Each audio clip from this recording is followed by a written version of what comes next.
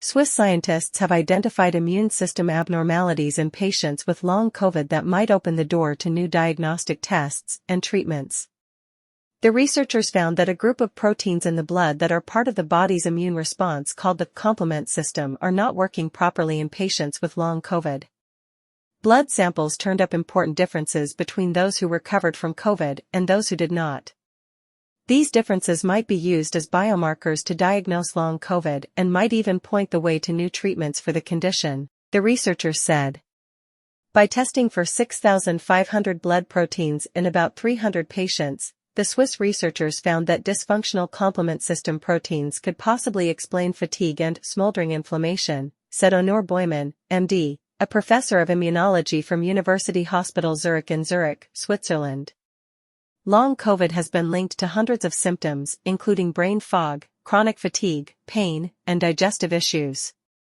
Various factors drive the condition and likely work with one another, said David Petrino, Ph.D., from the Icahn School of Medicine at Mount Sinai in New York City. The Swiss study is useful because we're trying to best understand how we can explain all of this far-reaching pathobiology, he said. Testing across continents. Boyman's team collected blood samples from people with COVID in Europe and New York and tracked them. They compared those who developed long COVID with those who did not. One protein that was most unique to patients with long COVID is a blood complement that activates the immune system, Boyman said.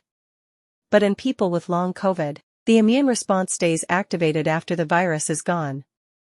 He described the response as smoldering inflammation in multiple organs, including the lungs and the gastrointestinal system.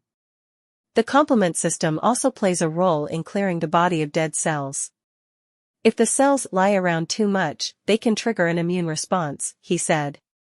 That may explain exercise intolerance in people with long COVID, Boyman said. Some people with long COVID have inflammation in the epithelium, the inner layer of their blood vessels. This would make it harder for the circulatory systems to recover from exercise, Boyman said. We think this regulated complement system is actually quite a central piece of the puzzle, he said. The microclot connection. The findings also support past research linking blood clots to long COVID. He suggested that clinicians and researchers consider testing drugs that regulate or inhibit the complementary system as a treatment of long COVID. Boyman said they are currently used for rare immune diseases.